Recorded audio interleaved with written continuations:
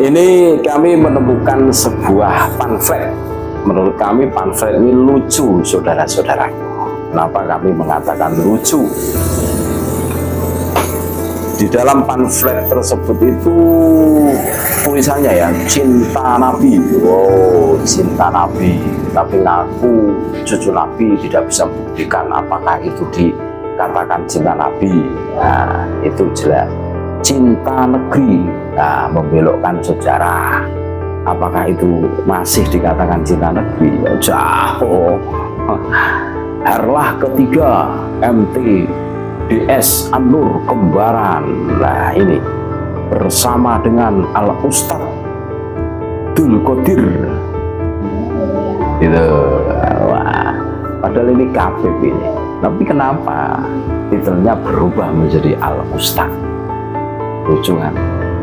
Dia itu mondoknya di mana, ngajinya di mana, kok dipanggil Al Ustad? Ini acara ini di tanggal besok Februari ini.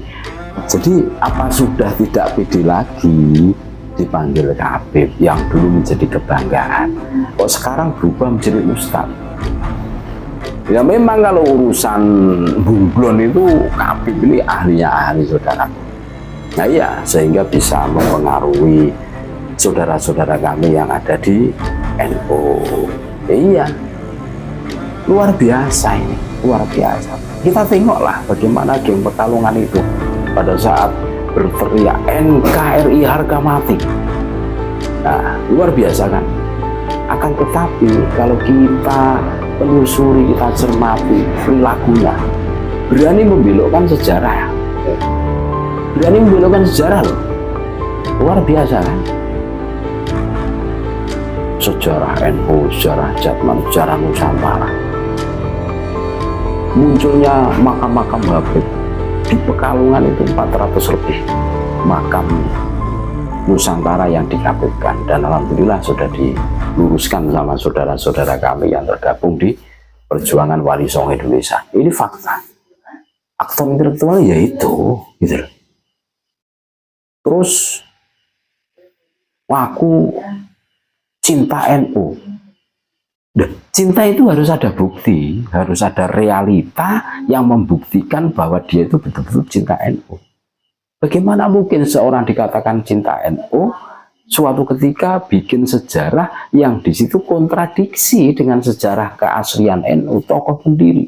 Munculnya Habib Hasyim bin Umar bin Yahya, kakeknya sendiri, diangkat, dinobatkan sebagai salah satu tokoh pendiri NU. Blunder ini, blunder. Makanya kalau mereka mengaku NU, walah, hanya mulut saja, hanya lamis kalau istilah Jawanya. Ya sama dengan pamflet yang beredar ini. Mereka itu bunglon, saudara-saudaraku. Mereka dulu bangga dengan Habib, iya kan? Di dalam tubuh aneh ada darah suci. Sekarang berubah nama menjadi Al Ustad.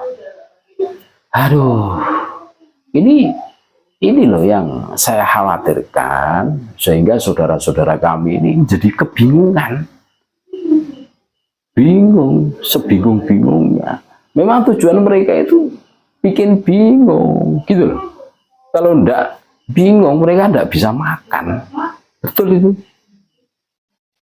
Ya iya. Makanya hari ini kita harus cerdas, harus cerdas.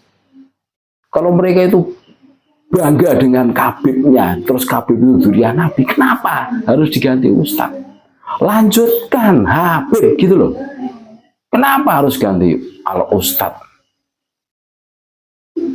Dramatisir kalian, wah Habib itu sekarang ditolak ke sana kemari. Sekalipun kalian ganti Ustad, kami tetap menolak, gitu loh. Karena apa? Kalian cuma bikin gaduh, gitu loh. Selama kalian belum bisa membuktikan bahwa kalian itu dzurriyyah Nabi, ya, secara ilmiah, secara filolog, secara genetika, tidak usah ngaku-ngaku, tidak usah mimpin majelis apapun bentuknya. Kalian sudah menjerumuskan saudara-saudara kami ke jurang kesesatan dengan framing doktrin kalian yang, aduh, selalu mengunggulkan golongan kalian sendiri. Oh, tapi kan bukan saya. Kalian itu satu komando, ada wadahnya. Emangnya sebodoh itu pribumi bisa menelusuri, gitu loh. Makanya kalau bikin suasana damai ya enggak usah lah kabib-kabiban. Marketing kalian masih terus bergerak untuk mempromosikan kalian agar kalian itu dapat cuan. Kami tahu kalian itu mengkapitalisasi sholawat, dalihnya sholawatan, tapi istrinya ini cari cuan dan cuan. Kasihan saudara-saudara kita. Bahkan kabar terakhir, banyaknya orang-orang yang menolak majelisnya Habib ini, sholawatan Habib ini, kalian harus minta bayar di muka. Kabarnya seperti itu. Ini pembodohan lagi. Pembodohan lagi. Ibarat orang belum bekerja sudah minta bayaran. Konsepnya bagaimana ini? Jelas kan? Jelas. Makanya, ayo kita sadar saudara-saudaraku. Sadarlah.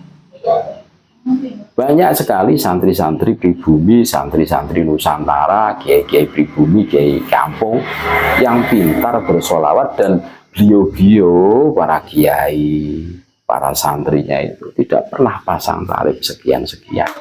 Insya Allah itu lebih barokah. Insya Allah itu lebih memberikan nuansa daripada ada tarifnya dengan dalih son begini, son begitu, dengan dalih paketan begini begitu. Itu trik marketing. Dan sholawatan itu ibadah. Kenapa dikomersilkan? Kalian mengajarkan sesuatu yang tidak jelas. Iya. Makanya kami bersuara lantang, sebelum Habib legowo, sebelum Habib bisa membuktikan dirinya sebagai dzurriyyah Nabi, kami terus akan menolaknya, gitu loh. Mengaku itu mudah, tapi membuktikan itu yang sulit, seumpama tidak sesuai. Jelas kan? Jelas. Ini salah satu strategi Habib agar umat itu bingung. Kemarin bangga dengan titel Habibnya. Kalau ada orang yang berani dengan Habib, tidak cium tangan, kualat. Gara-gara telat jemput, akhirnya marah-marah, tidak mau naik ke panggung. Giliran dikasih amplop diterima. Hah? Ibarat orang tidak bekerja, gajiannya diminta. Lucu ini, orang-orang lucu ini. Nah, pola-pola seperti ini harus diluruskan, gitu loh, harus diluruskan. Ini mempengaruhi alam bawah sadar, terlebih para muhibinnya itu, saudara-saudara kami itu muhibin itu, didoktrinnya tadinya rajin ngaji gara-gara ikut sholawatan dengan dalih berkah-berkah, akhirnya malas-malasan ngaji. Ini mereka itu pintar bunglon. Nah, dulu bangga dengan titel Habib, sekarang berganti dengan Ustadz. Pasti nanti akan bikin narasi. Tapi kan yang bikin status titel Ustadz itu bukan saya, paling begitu. Ya, iya. Kan tahu toh, jadi ganti toh.